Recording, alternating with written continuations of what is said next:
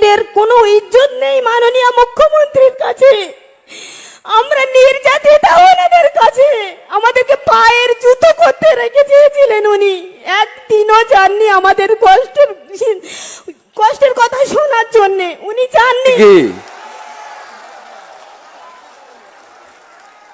আজকে একজন এসেছিল একটু আগে না দিনাটাতে, এক ঝুড়ি লোক হয়েছে। আমি ওই দিন মিটিং এ বলে ফেলেছিলাম শীতলকুচিতে 12 তারিখে দিনহাটা আসছি, শুনেই মেরে দিয়েছে পারমিশনে। তাই মিটিংটা দিনহাটা হওয়ার কথা ছিল, যাই হোক নাটাবাড়িতে এলাম।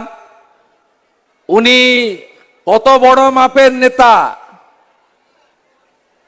আপনারা জানেন তো, আমার কাছে হেরেছে জানেন তো।